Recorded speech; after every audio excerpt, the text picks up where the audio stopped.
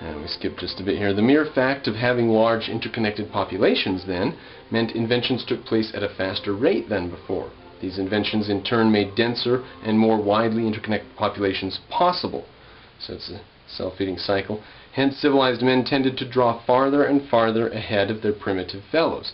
So once you start on the road to civilization, it's an accelerating loop that feeds on itself, a cumulative or exponential process. Let me skip a little ways here.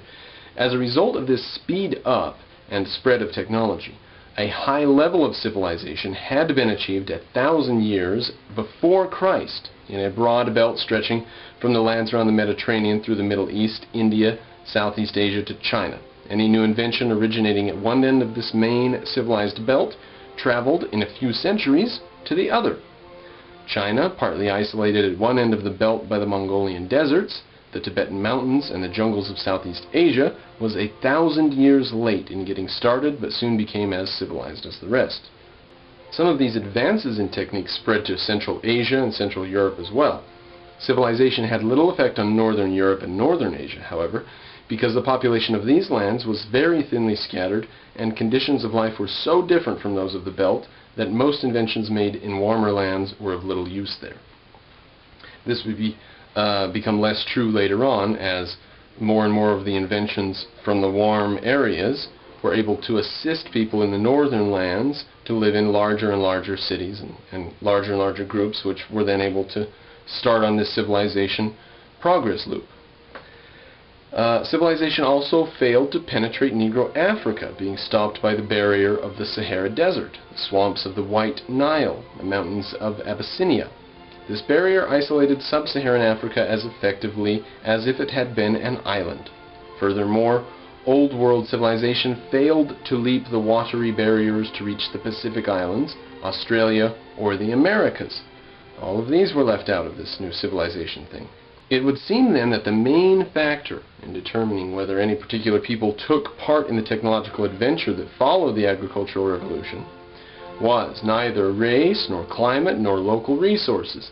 The main factor was simply a matter of geography, where the people lived with respect to the river valleys in which this revolution first took place. Those lucky enough to dwell along the cultural highways from China to Spain received the benefits of the speed up. Those who lived elsewhere did not, or did so only tardily.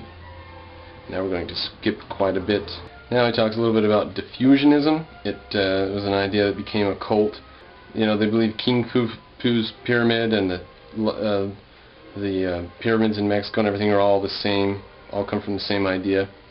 He says, quote, by insisting that the same invention could never have been made twice over, the cult appealed to people who, never having had an original idea themselves, find it impossible to imagine anyone else as having one.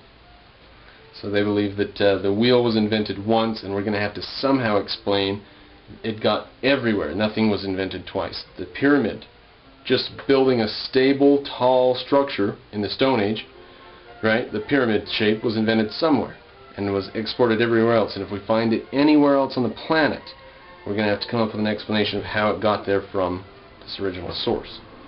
Strange. Alright, so there are many well-known cases of independent invention. As we shall see, the crossbow was independently invented in the Far East and in the Mediterranean.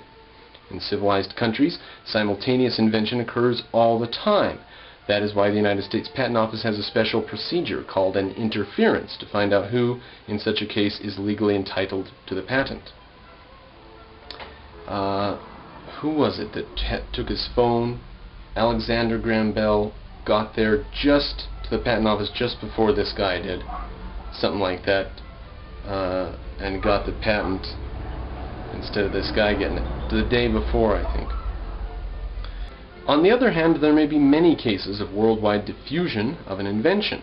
Thus the bow reached the Americas from Asia, and later the tobacco pipe traveled round the world during the Age of Exploration. It's often hard to decide whether an invention traveled from one land to another or was independently created. Each case must be judged on its merits. A specimen or a working diagram of an invention need not make the journey. Okay, so it doesn't have to be explicit knowledge that comes over. Let's continue. A man may hear a rumor of of an invention practiced in some foreign land. And the mere idea is enough to set him to thinking and tinkering in order to develop a similar invention on his own. Several systems of writing devised by West African natives in the 19th century furnished examples of this stimulus diffusion, as the anthropologists call it. Stimulus diffusion. So you hear about the alphabet, that people have all of the words that come out of their mouth have symbols for them. Some West African natives developed their own alphabets from this. Or maybe you hear about a system in a faraway land that has some sort of a rotating thing on a river that brings water up somehow. There's lots of different ways to do it and lots of systems, and maybe it was just diffusion by stimulus. Interesting concept. So Diffusion of Innovations, interesting book by Everett, or is it by Rogers, pardon? Yeah, by Everett M. Rogers. It's published in 1995, but copyright goes back to 1962, some of it. And I just thought I'll read a couple of interesting things. I'm just going to go to page 7, and it's about controlling scurvy in the British Navy.